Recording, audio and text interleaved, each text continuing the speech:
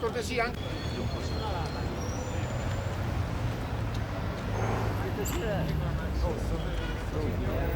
Signore, dall'altra parte, signore, dall'altra parte. Ah, ma c'è la signora. Dall'altra parte, signore. Buoni, senza. Le capocce, ragazzi. Le capocce, ragazzi.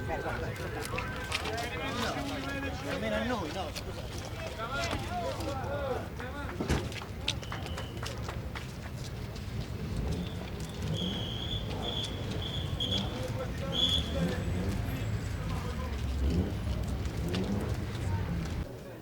Nothing for this. Please, I need the waiting for Madam. There is security. Sorry, just a second, sorry.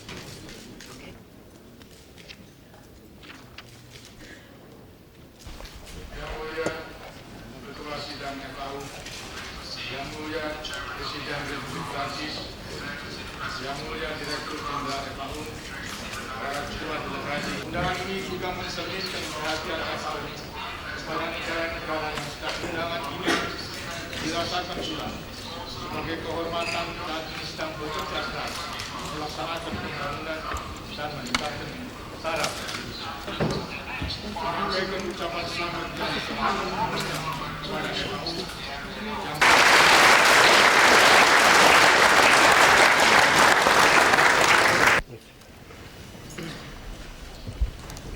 Monsieur le Président de la République,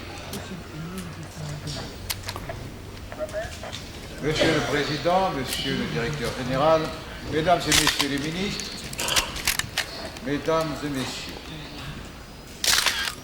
j'éprouve à mon tour l'honneur qui m'est fait de m'adresser à vous et à la communauté internationale en ce jour où nous célébrons le 40e anniversaire de l'Organisation des Nations Unies pour l'alimentation et l'agriculture.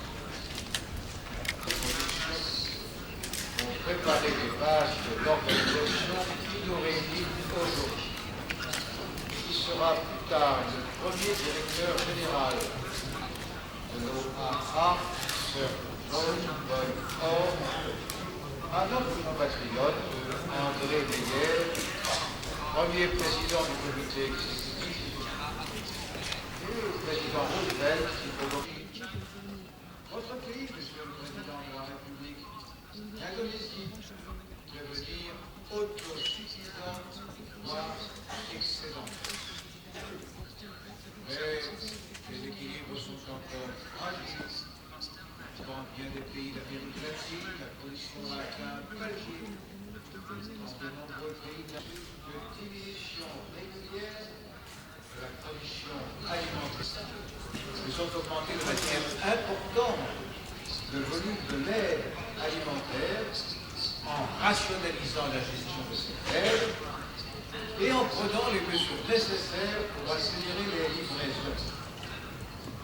Je me permettrai de rappeler à cet égard, et je citerai naturellement le Bureau des organisations d'urgence pour l'Afrique et le Programme alimentaire mondial d'aide de la communauté européenne qui représente, j'ai dit le chiffre de notre contribution nationale, 300 000 tonnes, qui représente au total 600 000 tonnes de céréales que nous poursuivre la dégradation continue Qui pourra prétendre que les agriculteurs des pays en développement soient en mesure de se heurter de front aux marchés internationaux? Qui va démontrer que les seules forces du marché sont capables d'établir ou de rétablir les équilibres? Certes, je le sais bien, le protectionnisme entrave l'expansion des échanges agricoles. Doit-on en conclure pour autant que seule une libéralisation totale du commerce international élargira la place des pays en développement sur les marchés mondiaux? Il est clair, au contraire, que la compétition tournera inéluctablement au profit des économies et des agricultures plus puissantes, qui nécessitent des efforts continus, des actions qui ne portent souvent des fruits qu'après de nombreuses années. Si, dans le même temps, on laisse les producteurs subir les fluctuations des... qui permettra d'avancer simultanément sur tous les dossiers. Nous avons toujours plaidé